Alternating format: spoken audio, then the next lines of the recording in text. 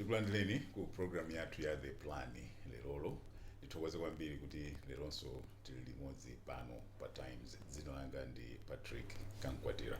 Mprogram yathu lero tikukambirana napo nkhani za ndale zosiyana-siyana mmene zikuyendera pakali pano. Chaka chino ndi chaka chokuti kalikiliki akhala akuyamba mayang'ana ku 2025. So maprogram ambiri antunungati umenewu tikhaso tikumayang'ana kuti kwakonzekeretsa anthu mabasa anthu pata anthu osiyana-siyana kuti azibwera pano ndikutambasula nkhani kuti konzekeretsa Malawi pamene tikulowera ulendo wake umenewu. Program yathu lero mlendo wathu ndi mlembi wamkulu wa chipani cha United Democratic Front UDF Secretary General amene wandi Honorable Kandi Padambo.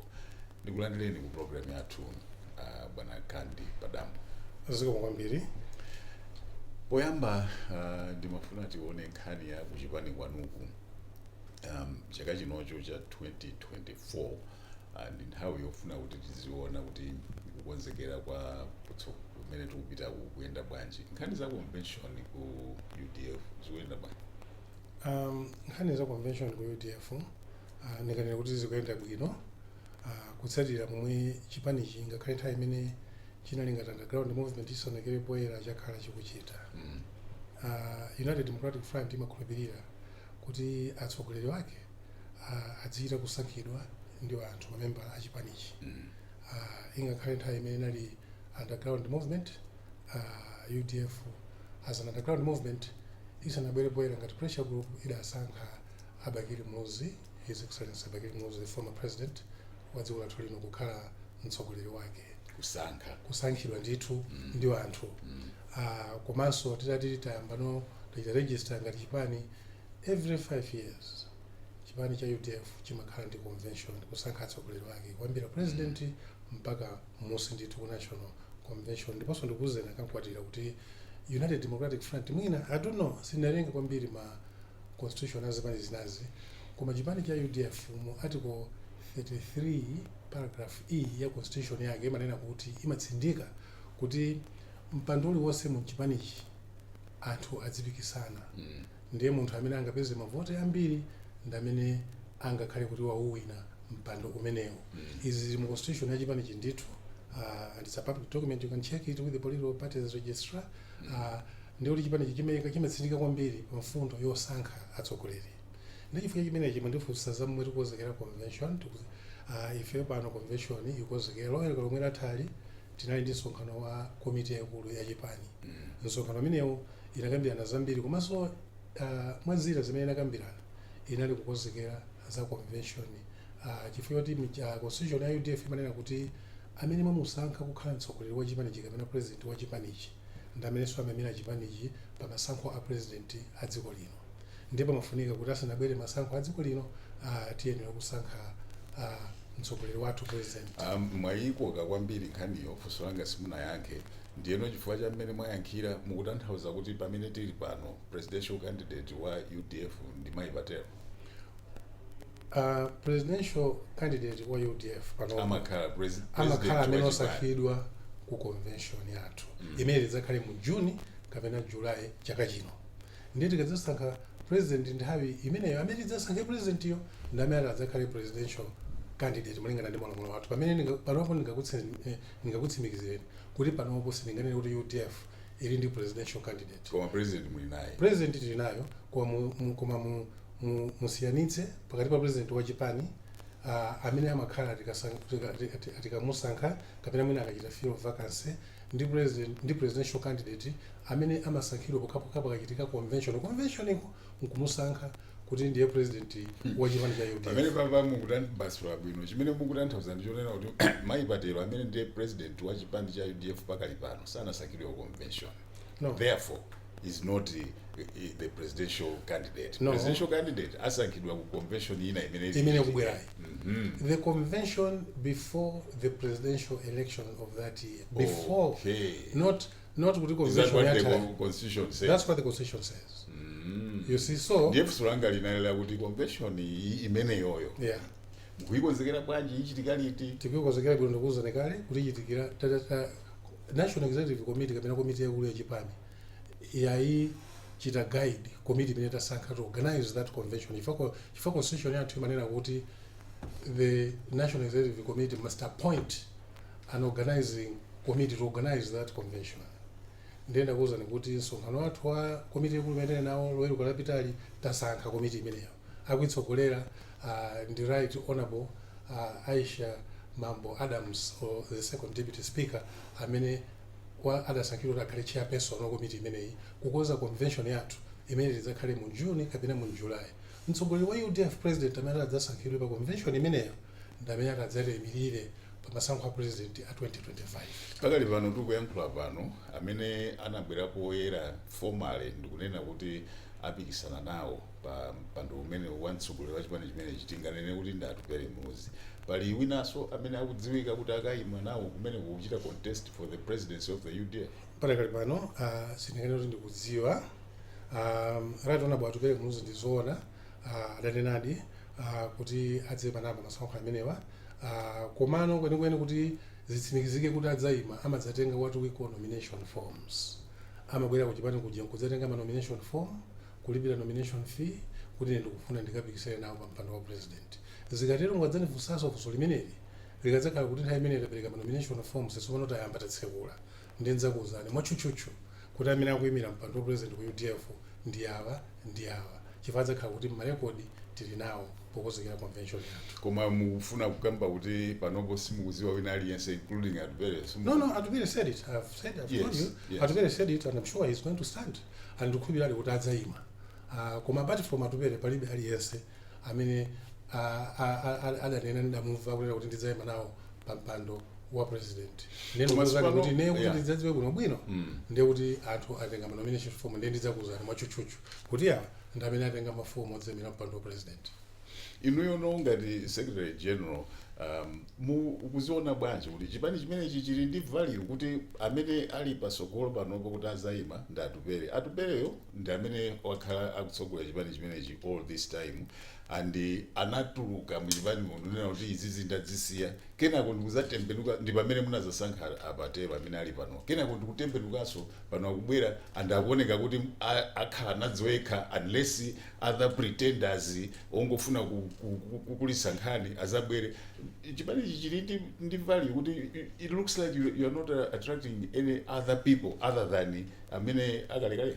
No, panopo sindikukhulupirira kuti munthu anganene kuti sikuchita attract anthu chifukwa mukutandifunsanso panopo kuti mpando wa Secretary General amene adzapikisana nawo ndangati I can't tell you. Mutandifunsa kuti mpando wa Treasury General amene adzapikisana nawo ndangati I cannot tell you.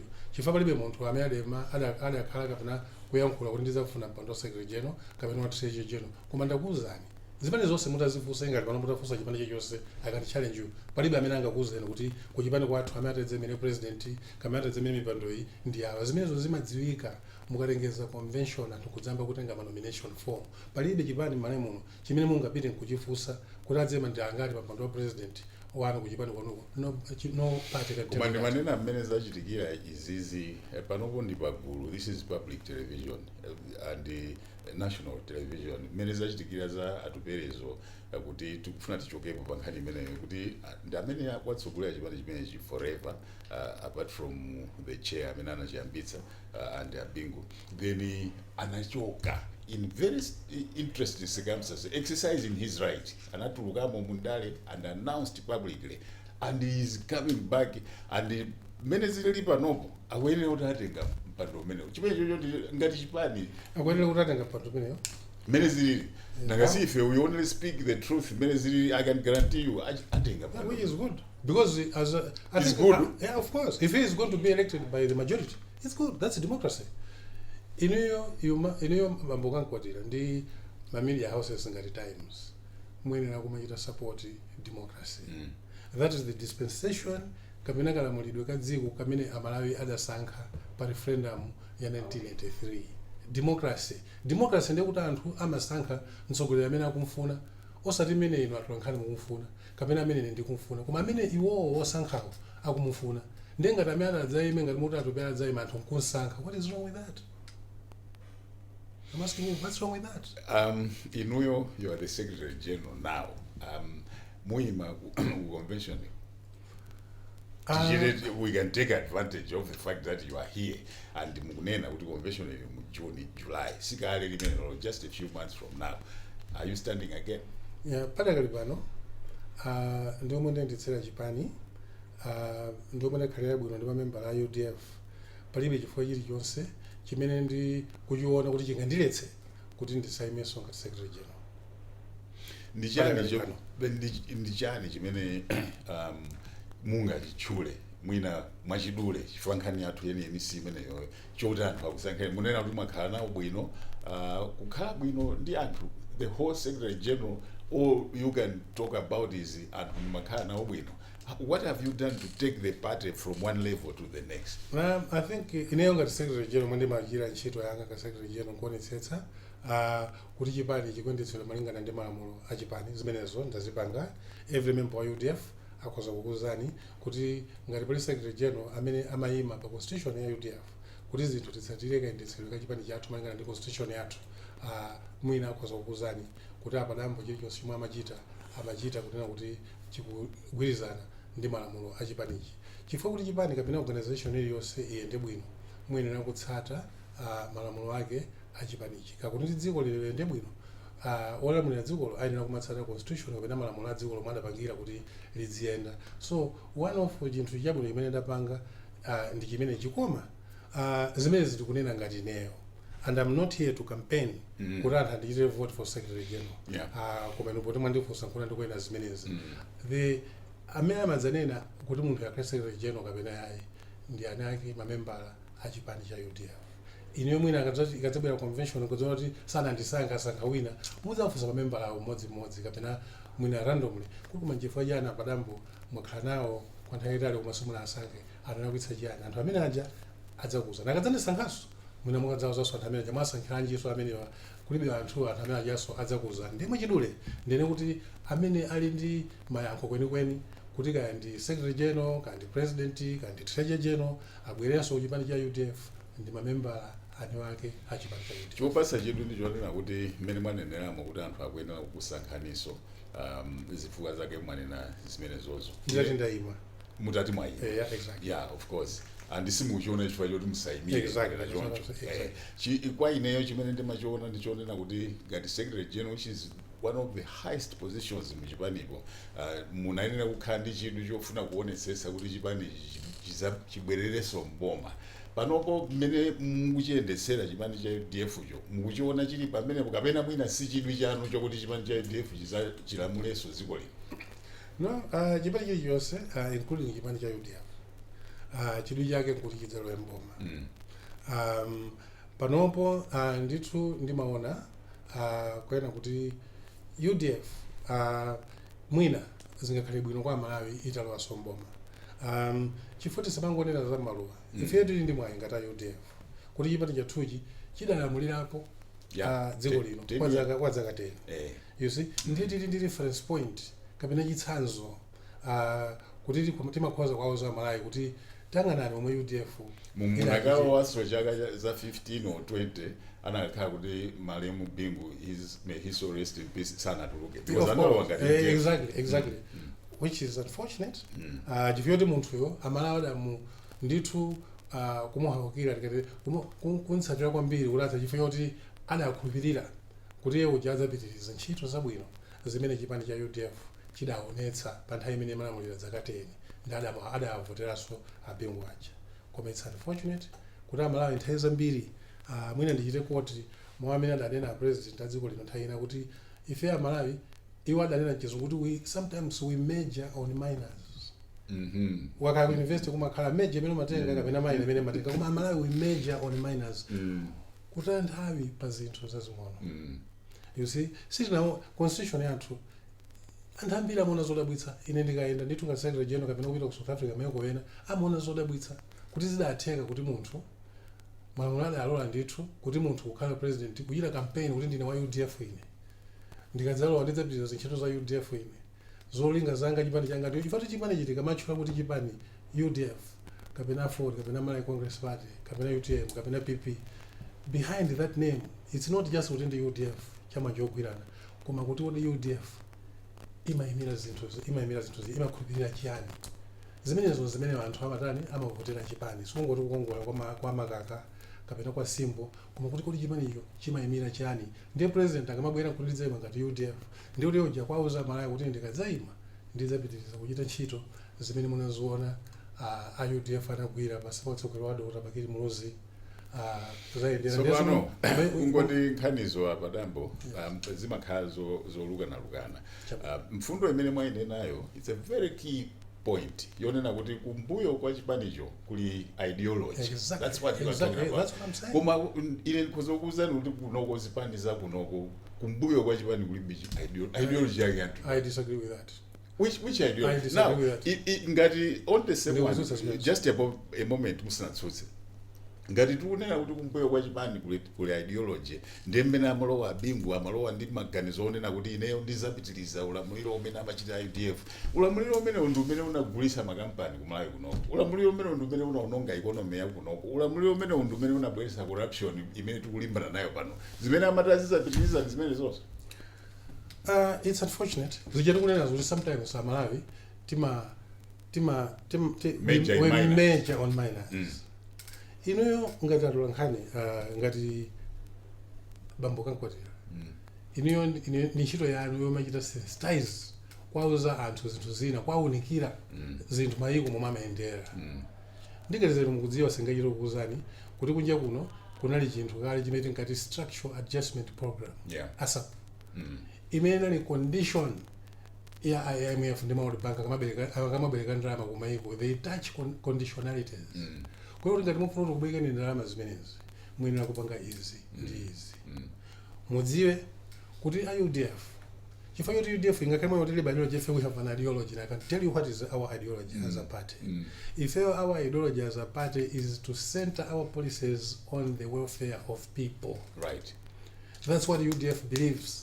Nchifukwa chake UDF idambitsa sukulu ya ulere kwena kuti munthu ingakhale ali osauka at least sukulu yokhayo mwana wake athebe kutani kupita ku school. We don't believe kwa hiyo munthu adzimanidwe zinthu chifukwa kuti ngoperewedwa mu dziko koma certain things, certain public services like health, education they must be guaranteed to all Amalawi onse osangana kuti Amalawi amene oka ngamtundu wanji. That's our ideology of UDF which I can tell you ndi amene mwezi makulipirira if at UDF, right? Nchifukwa chake ifeyo timakutidayambitsa masafu imene machititsa zitukuko m'midzi kuti kumene anthu amamwabe madzi mzitsime zimodzi ndi zinyama at least adzimwa madzi abwino aukhondo amaboho. We made the largest number of boreholes in this country. We built the biggest number of schools in this country. Okay, now that you have explained imene ideology, it sounds good. It is good. That is why I think munagwirizana. Pamene pamabwera vuto ndiponena kuti no pamene malo ano boma mujamo zinthu zimayamba kusokonekera focus simunandilole kuti ndibalize mwene mafotokoza ifa manena kuti UDF idagutsa makampani. Okay, no pamene mabwera structural adjustment program. It was imposed on the government kuti ngati mufuna kuti kuthandizeni. Here is a young government ikufuna kunena kuti imange masukulu ambiri. Okay, ikufuna kuti ana mmidzi apite ku school. Look at the records even aboma how many pupils are in local primary school in the year that UDF come to power. Over 3 times that were there under the previous regime. How many boreholes UDF did Banga meets during its 10 years? Over 3 times what were made during the previous regime. How many primary schools? How many distant education centers? How many community day secondary schools? More than UDF delivered.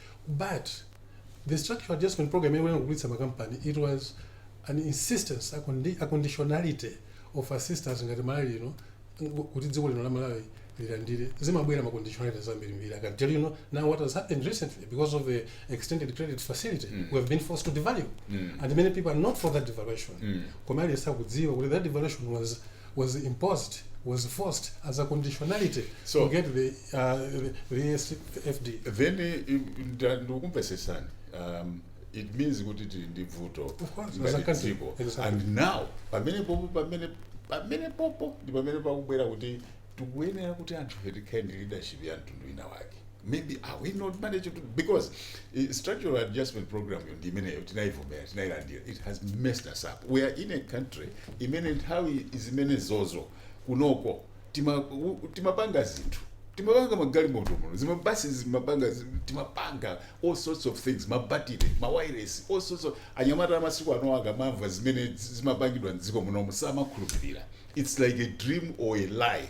Those things, this country 40 years ago was doing that.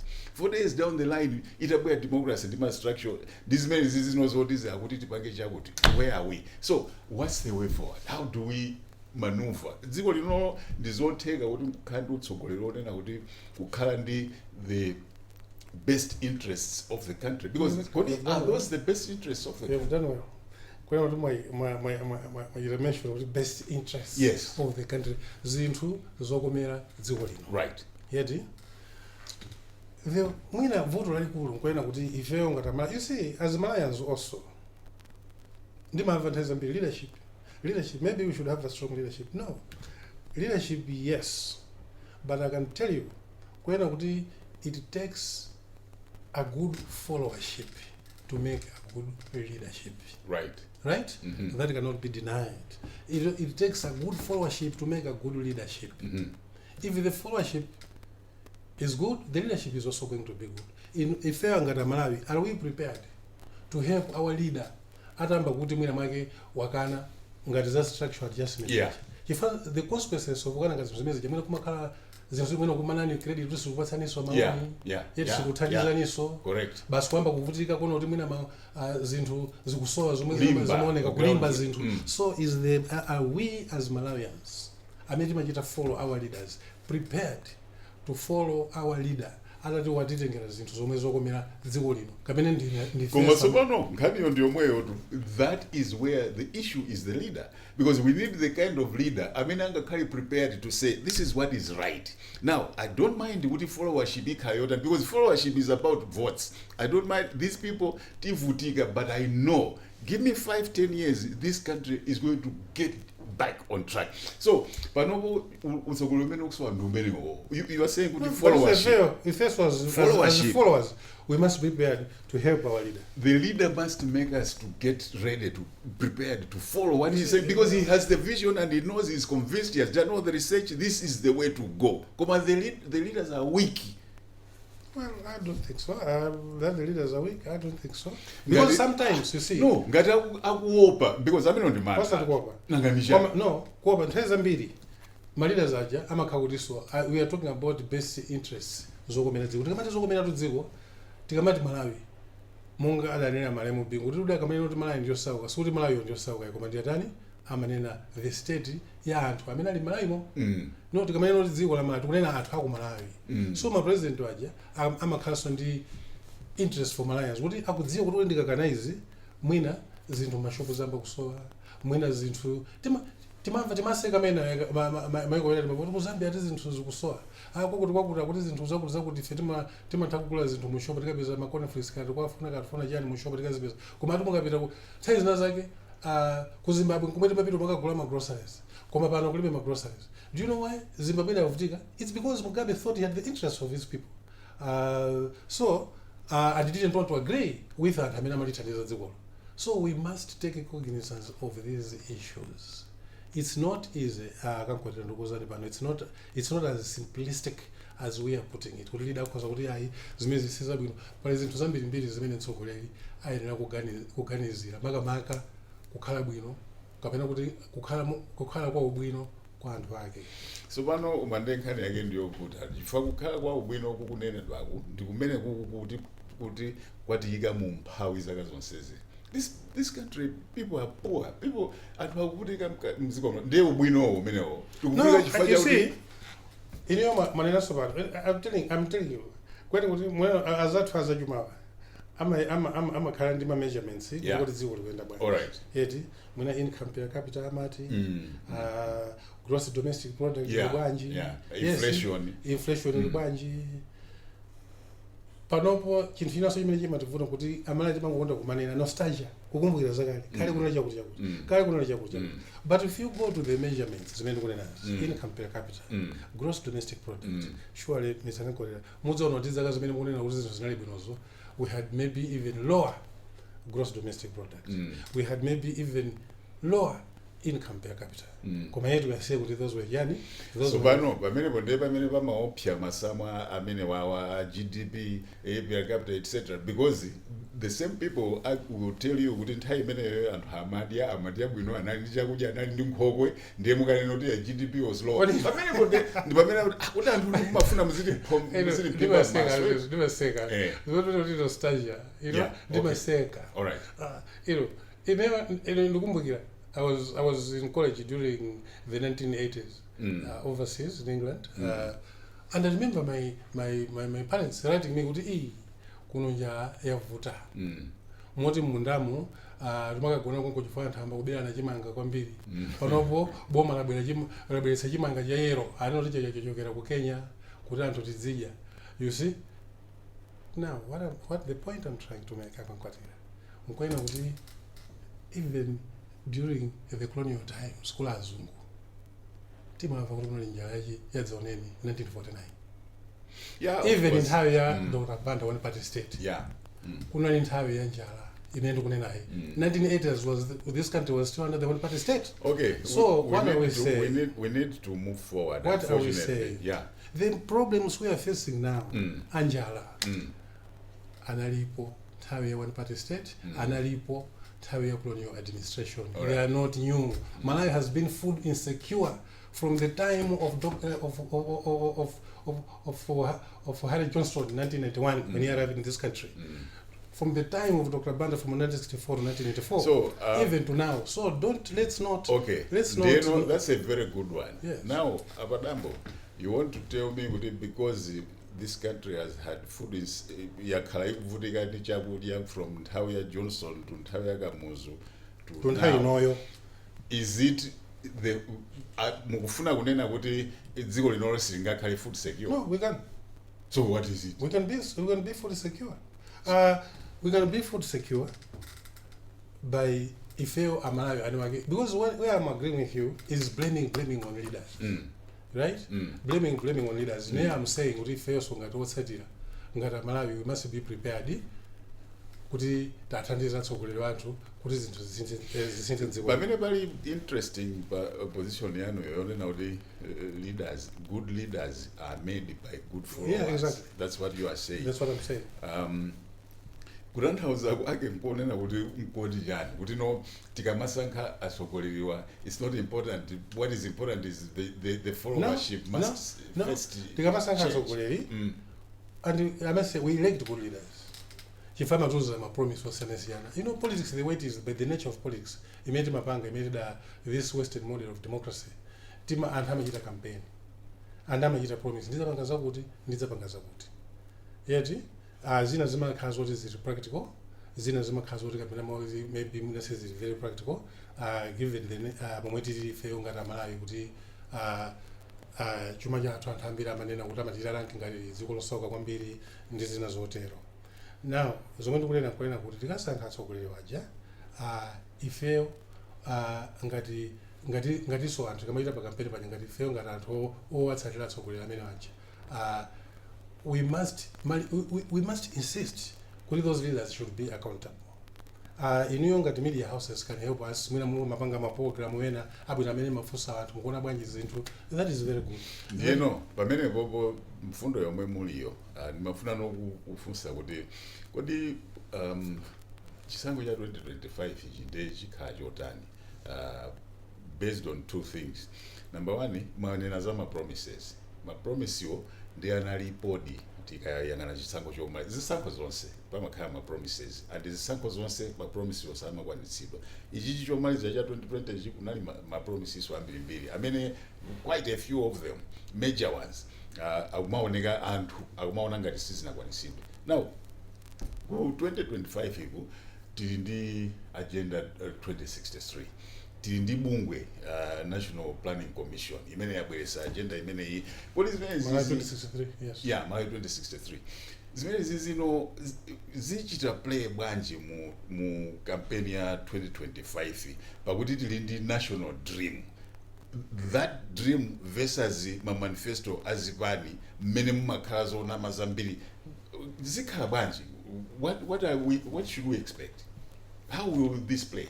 Manifesto ibana amene amazipekhazo ndalama zambiri ndingokumbukira ma 1992 93 tikozekera masankho a 1993 mulonda Abakiri Muhoozi alachita promise UDF Abakiri Muhoozi His Excellency Abakiri Muhoozi ndazawo alachita promise anadzambisa sukulu ya ulere nthawi yomweyo so kunali nsapato aliyense amene wazavala but as well as a sapato I can't see. That's why I'm saying followership. Yes, I can't see how a good followership can really expect, including you. No, it's not about me accepting it. It's about someone telling me. No, adaenda kuti ine momwe ndidamvera. All right. Adaenda kuti adzafuna kuti opanda sabato akaende sabato.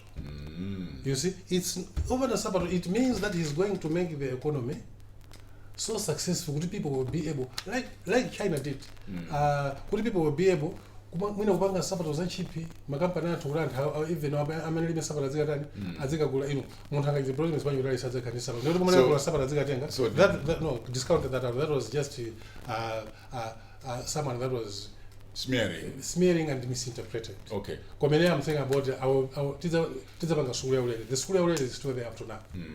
Tizapanga maballs, the balls were built. Tizapanga massive was done. School ya ulere is there up to now. Yes. Implementation and it is meant to now tikalowa nkati mono zochitika pakali pano ndizi tukhanda na JC MC na organica kuti mwina that kind of thing. So imene ndi school ya ulere. Yeah, mwina ndifanya kuti amene abisa school ya ulere, we didn't give him a chance to continue. So can you say itu yachokera paonena kuti let's go back to the mwina kuita amene school ya ulere pano mwina makalibe alibe chidwi ndi school ya ulere ngato mwana ali chidwi ndazo amene adambisa school ya ulere ndeyamba kulowetsa mozi neno sajita support as look school ya ulere tayamba ine I had nephews and nieces in my village amanduzo kuti amandira mapensulo amandira exercise book kuti school ija iyende bwino ku Kenya ndimayikopena kumene kuli school ya ulere public schools zaboma zimakhala ndi good standard even like private, even better than private schools. Chifukwa kuti maboma ameka chidwi pankhani imene ya school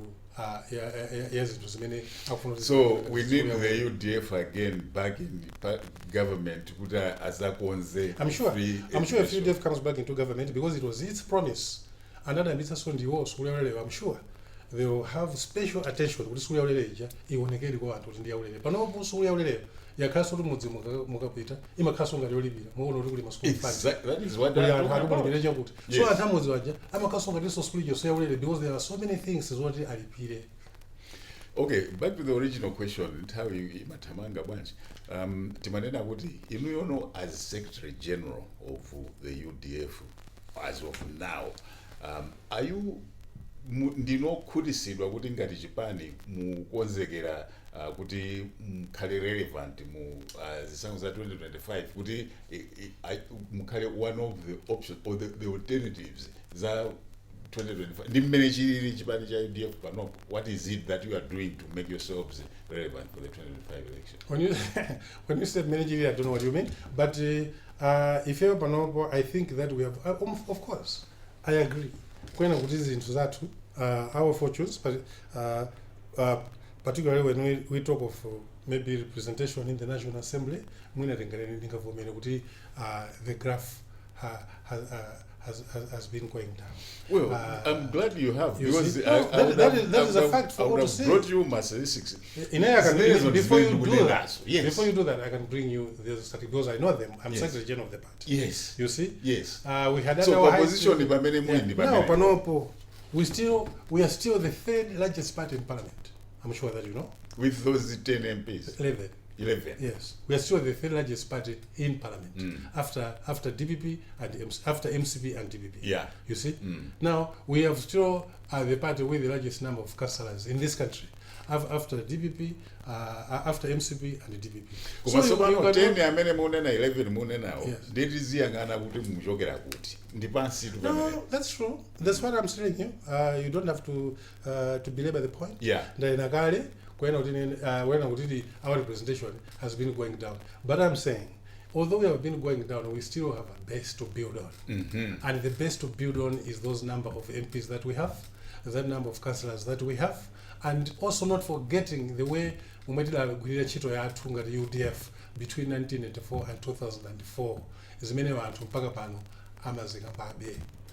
Those are the bases on which we are going to build, and I think UDF is still relevant. Ndimafuna kuti tikhale nthawi yogamba issue imene nakubweresani pano ya proportional representation, which is I find very interesting. Koma tisanatero chisankho chimene chichi cha 2025 ichi ndi imene chinali cha 2020. We are now moving on 50+1, and 50+1 means in Malawi realistically alliances.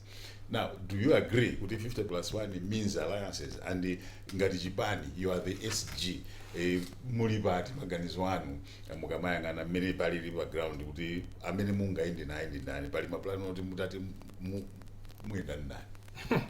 You see, UDF, see when the Secretary General can just come in a studio and announce 2025 tienda ndakuti. It is a party that espouses democracy. Democracy means collective decision making. Yeah. Kukhala anthu basi nkuona zinthu omwe zilili kamangana mapepa a research amene alipo research department amati bweretsera research wathu tikapanga zimene zija ndi timanena ano timalengeza nokuti tidzenda chisankho ichi ndi akuti koma panopo ine ngati Secretary General sindingakuzeni kuti tidzenda ndakuti ngati omwe tifusiramo chifukwa zimenezo kuchipani sinakambirani. Proportional representation ndiliu lopasa chedu kwambiri. Sounds very nice in the mouth, and ili ndita nthauzo lake lakuya kwambiri. Posi chedu abala khatu kamba za 50+1 imene zikuoneka kuti kwa president ipo it has sorted out kuti president azikhala ngati kuti ali ndi wider mandate. Interestingly, nthawi imene timapanga zimenezozo tinangopanga pa president level, ku MP ku ndi still first past the post. Ndiye mumabwera ndi proportional representation. Why? What does it mean? Chipani chathu cha UDF kuyambira kalekale chimakhulupirira kuti nziko muno kuti zinthu ziyende bwino mama kankhani yoti anthu oyimirira anthu ku nyumba yathu yamalamulo tiyenera kutsatira kavotedwe kamene kamatchedwa kapena kuti system ya electoral system imatchedwa proportional representation. Yeah. Proportional representation imatanthauza kuti chipani chidzipatsidwa mipando ku nyumba ya malamulo malingana ndi mavoti amene chipani icho chapeza pa masankho a dziko lonse. Mipando ya ku nyumba ya malamulo idzilingana ndi mavoti imene chipani icho chidapeza pa masankho a dziko. How does that make it zimene zikusiyana bwanji ndi current position? Chifukwa MP amene wapita ku parliament uja ndi amene pa gulu lawo lija anapeza panali wina anapeza 30%, wina 20, wina 10. The highest the first past the post ndi amene ali kumene kuti iyi ya proportional mukuti kutengera ndi mavoti amene pamene pakusiyana pano. Kusiyana kwa nkulena kuti panopo mwena mapereka example kuti muyaterekeza kuti alipo ma MP atatu kudera apikisana. MP wina wapeza mavoti 40 mwa 100. Ma MP awiri amene apikisanawo wina wapeza 30, wina wapeza 30. Amene wapambana pamenepo wapeza 40. Koma mukaerengera mavoti anthu awiri wamoto ndi 60. Yes. Amene ali ambiri ndikuti anthu ambiri muderalo sakukwizana ndi MP iwe. You see, MP. Anthu ambiri majority sakukwizana na MP. Komanso amene wajasa. In other words, he's a minority. He's a minority leader. In the constituency. Zimene kuoza pa president. Mmene munoona kuti timakusanga president okhala ndi less than 40%. Yes. Yamavota adziko lonse. Wapeza mwina 35%, mwina wapeza 33%. Koma chifukwa zake ena apeza ma percentage ochepa iye timati ndi ndani ndamene wawina president wa dziko lonse. Ingakhale kudzota over 70% of Malawi sakumufuna. Ndete dakuoza ndi 50+1. Kuma MP ku timachita bezimene timachita kale ndi president. First past the post. Koma titachita proportional representation, ubwino wenu proportional representation imene UDF idanena ku national conference yathu tikupita ku multi-party democracy 1993 tisanapange masankho a 1994. Inenena kuti dziko limene lili ma division ambiri kapena kugawanikana kwambiri mitundu ma region ine mukuzondivomereza Kamkwatira mutaona momwe vota athu tidaponyera dziko muno kuyambira 1994 mpaka pano. Muona kuti ndithu amasonyeza kuti chipani chimene chimakhala ngati chadera la kuti kumene konso kumene chimatani chimawina. Chipani ndi zimene zozo mwina ife ayu UDF timayena kuti it's high time kuti amalawi tidzikhala pa zimene ndayinazo kuti mwina timataya nthawi pa zinthu zing'ono. Komanso tiyeni tikhale pansi ngati amalawi pa zinthu zikuluzikulu ngati zimenezi. Chifukwa proportional representation imapangitsa kunena kuti ndakuonetsa kuti mavoti 30 laja ajepa kwa 60 koma under first past the post mavoti amene jamango achita ignore kwataya wasted votes pamene 40% ije ndimene yapita ku parliament koma yankhulira even anthu 60% acho samafuna aje. Proportional representation imaonetsetsa kuti voti iliyonse isatayidwe koma ikakhala nako nyumba ya muno ndikuti idakhala proportional representation tilekezo kuti ndi chipani china chapeza 40% china 30% kunena kuti proportional representation chipani chomwe chapeza 40% mavota a dziko chikhalanso nda nyumba ndi 40% ya mipando ku nyumba ya malamulo. Chimene chapeza 30% chikhalanso ndi 30% ku nyumba ya malamulo. Panopo zimene timangitsa first past the post ife ayo timaona kuti first past the post imalimbikitsa kwambiri kugawanika nako chifukwa muonera kuti I will give you an example. Mwatenga first past the post mwema imachitira panopo muona kuti Central Region yonse mwina ma MP yake ndi MCP. Yeti chifukwa ameneyo ndi first past the post ndi MCP wonse. Kali pa DPP maderena amene atatu amene adeleza mavota ameneyo tangoyiwala ku Central Region kuti chimene nditi kamanena ku Central Region kwa MCP simungapeze ndi MP ndi mmodzi yemwe waje. Of course sitingapeze ndi MP ndi mmodzi yemwe chifukwa cha first past the post. Kuna wakha proportional representation kapisiti chikaona kaja ka DPP kandi ka UDF kandi ka afford bwezi katalowa nyumba muno kuyimirira Central Region chifukwa ndithu alipo ku Central Region amene amakonda chani zipani zimenezo afford timazitenga ngati mwedi ali 1994 elections muna kuti afford idapeza kwa minimum MP almost 100% kuti ku north chifukwa cha first past the post but it doesn't mean kuti afford inalibe support ku Central Region inalibe support ku Southern Region komanso kuti kunalibe anthu ofuna zipani zina kumene kwako analipo but because of first the post kumaona kuti kumene kwako basi ose akonda afford yeye kunaliponso ambiri anthu azipani zina amene anachita support MCP amene anachita support UDF kuna kaya proportional representation kweza amene aja kandi 5% kandi 10% kweza tapita kuti ku nyumba ya malamulo representing MCP mipando ya kuno ndio bwino wake wa proportional representation kuti it's inclusive si exaggerate nchifukwa chake mochitsanzo maiko ambiri amene anali divided kapena pa chifukwa cha mitundu tsango ku South Africa ankachita to first past the post ya apartheid koma atabwera lero wa Mandela 1984 kuti ambe chisankho adakhala pasi ijama chakuti convention yawo semena makambirana alena kuti nawo mwetili ndziko lathu lino azungu mazulu majami mitundu yosiyana tiye tipange proportional representation kuti mwina maopinion onsewa azikhala represented kuti ku nyumba ya malamulo chifukwa ku South Africa amachita proportional representation 1 ku Mozambique ala ndi first past the post atawina ufulu koma 1960 atakhala yamati peace accord between Renamo and Frelimo they sat down and said zita chani proportional representation. Mozambique amachita proportional representation ku South Africa amachita proportional representation and it's simple chifukwa makangosankha zipani mwepera kuvota kuti makangosankha zipani zija zikhazi ndi list yawo ya anthu amene atakuze na mali kuti ife mukadzati sankha anyamata athu amene ataziza kuyani ntchito ndi awa. It's widely publicized. Now chimene ndikuchiona interesting ndichonena kuti mukamakamba za ma advantages benefits etc zimaoneka kuti zikuchita way kwambiri ku proportional representation. For instance nkhani ya by election in a proportional representation setup kulibe by election chipani chimango tumiza mu exactly ndi chifukwa chani kapena tili nayo party proposal imene ya proportional representation mukuiona siku lina iwuchidwa adopt and what needs to happen for it to be adopted. And I think is into all the habits die hard. But no, even 50+1 ndiye bwino for us tidachita bwino kwambiri and that is why UDF as a party it welcomed the High Court decision ya 50+1 chifukwa ifeyo ngati UDF tumaona kuti ndiye bwino chifukwa kuti dzipangitsa kuti president amene akutitsogolera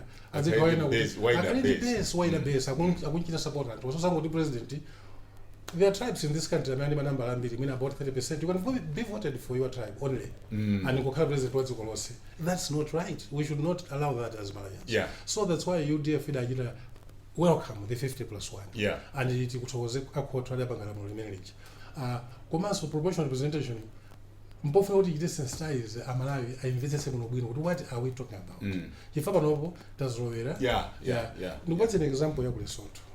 Ku Lesotho 1990 adali ndi first past the post atakulandira ufulu kuchokera ku Britain. Nawonso ngati ife adangokopera ulapo tazingwa amatere feso lizipekaso kazokazi. Amapanga first past the post until 1998 when the Lesotho Congress of Democracy either winner 60% of the vote, and that 60% of the vote on first past the post translated to 78 seats in a 79-seat parliament. 78 seats out of 79. Out of 79. Yours win Lesotho Congress for Democracy. So and winner 60% your kind of vote. It was one party. Yes. But many our opposition are winning 40%, and that 40% translated to one seat. Wow. There were demonstrations, violent demonstrations. 75 people died. There was a stakeholder conference and they agreed let us adopt a new system. Lesotho amajita system when amati MP, which is a combination of first past the post and the proportional representation. Proportional representation for a country that is immediately organized or living on fault lines of regionalism, ethnicity, tribalism and everything. I think proportional representation is the best. If even minorities, as I make sure the so-called Lomwe belt, so what will be my Congress Party? Iribe. So what will be afforded? Iripo. Because of first past the post, we give the impression of many who MP was and so if we are serious about solving our problems of ethnicity and regionalism, I think if as UDF we propose that we should adopt proportional representation as our friends like Mozambique, South Africa, who had similar problems like us, tribalism, Ghana. Finally, our time is up. Issue constituency demarcation. Ikutenga malo ditu pali ma constituency 229 amene akwenda kukhalako mu chisankho cha 2025 beyond 193 minutes inayo pano pali maganizo onena kuti mmene ili economy yathu the timing is not right. tichite holding haniyo kuti 2025 tiyuzebe 193. UDF ili ndi position yota. No, if we look at UDF, if we believe in fairness, in implemented a system ya first past the post, and system ya to first past the post. If I'm first past the post, what is important in first past the post? There must be equity in representation. MP winners makalindi ma constituents ambiri. Like the chair said when he was addressing journalists and other stakeholders, Justice Chifundo Kajala, adipo ma constituency we not only 10 times the number of constituencies that my constituencies were. So that is not fair in a first past the post. Then you find constitution actually particular review Yama boundaries every 5 years. Periodically, every particularly to my review, we support that. If there's a first past the post, first past the post, that system must be as fair as possible. We must find the resources. So we support. We did finance these demarcations. If that is what the system ensures.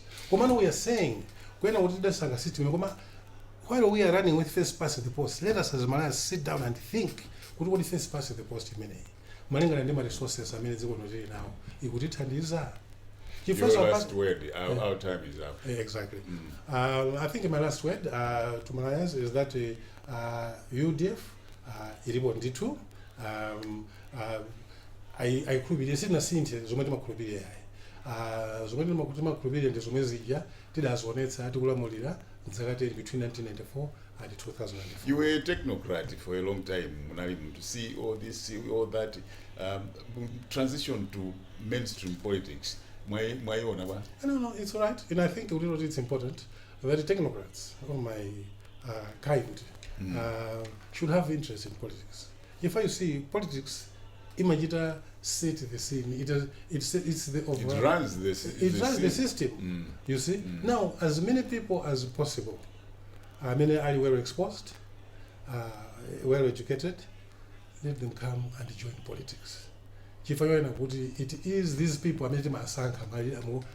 our leaders come from the pool of politicians. Yeah. Ndameti masango kukhala president, kukhala ministers, kukhala members of parliament, mkumatilamulira. Why do you think kuti ma technocrats ambiri samafuna kuzaita? Well, when I interact ndikacheza ndazi zanga ambiri amanena kuti no politics sikafumwe make mukudziwa kuna kuti mena kumakhala sometimes kumakhala zinthu zosakhala bwino. Even in the past, if we under the one party state, we had experiences like even kuphedwa kwa ministers, kuswetsedwa kwa anthu ndizazo. So the impression, the picture that is there, the perception of politics is ambiri amene kuti politics is a tete game.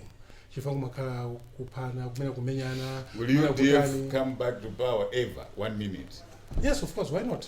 Why not? UDF can come to power. Can come to power. I don't see anything. Zoletsa kuti UDF ibwereso mboma. Chifukwa nosinduzwa if UDF I think it only tivomerezane pano. UDF sinachoke mboma chifukwa choti yaluza masankho. UDF idawina masankho 1994, idawina masankho 1999. Matemu sawira amenewa our candidate adali Dr. Bakiri Muluzi and Dr. Justin Malewezi. 1989 2004 candidate watu ali Professor Pingwa Mutali kandika Simba as vice. So UDF never came out of government if yoti anthu aigana kuti sikuchita bwino komera icho kamboma chifukwa cha zifukwa zina. On this basis I am saying with certainty kwera kuti UDF can and will come back to power again. Amene on the Kandi Padambo, amene on the Secretary General wa United Democratic Front aimaso convention kubwerayi ngati maganizo awo atapitira amene alili motakamba kunkhani zikulu zambiri. Ndi dzina langa ndi Patrick Kamkwatira, malomwe Padambo alendo anga komanso amene tinali nawo pamakine ndi onse kuno ku Times. Tsiku labwino.